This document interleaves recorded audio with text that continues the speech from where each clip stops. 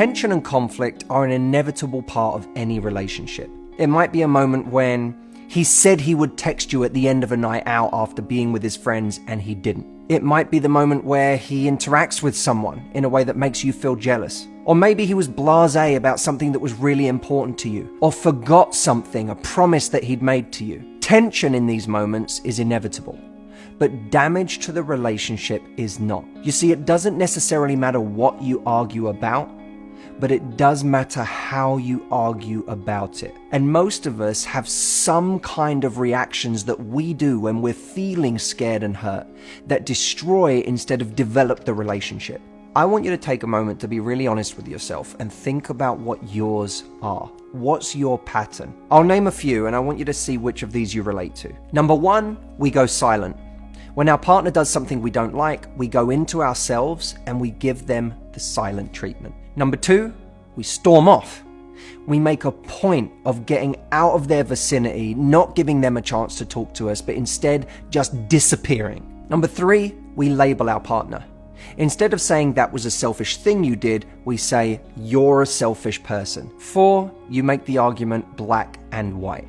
He's wrong, you're right, and there is no room for interpretation or for listening to both sides of the argument. Number five, instead of communicating with him, you simply vent to your friends, often vilifying him in their eyes in the process. Or number six, you go on the attack with vicious comments that are designed to inflict pain, not solve problems. What we have to remember about these reactions is that they are reactions to fear. Fear that we're not enough, fear that we won't be loved, fear of abandonment, or fear that we chose the wrong partner in life. When we're afraid, we do crazy shit. Why? Because we're all a little fucked up. We all are.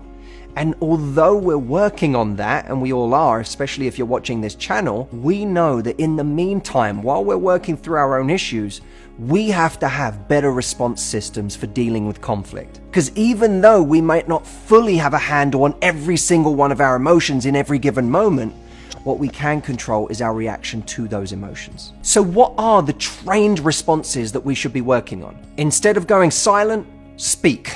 Instead of disappearing, stay and solve. Instead of labeling your partner and denigrating their character, focus on the behavior you didn't like. Instead of making things black and white, allow for nuance in the argument. Allow for complexity. One of my favorite phrases in life is, why can't both be true? Why can't it be true that something he did was selfish and also that he didn't really mean to be, or that maybe you overreacted in the moment? Why can't both be true? Instead of going to your friends with a propaganda campaign on how badly he acted, choose one person or two people that are grounded, that help you organize your thoughts, and then go back to him to talk. And use restraint with the kind of words and phrases and attacks that tomorrow you will wish you could take back.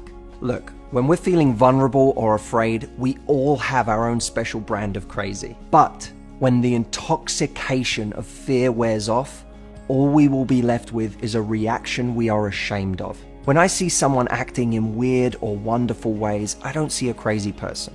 I see someone who's scared. But what we have to be big enough to realize is that relationships are made or broken in the moments of conflict and tension.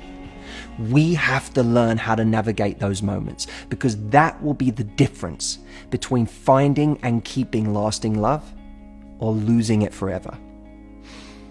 I'll see you next week.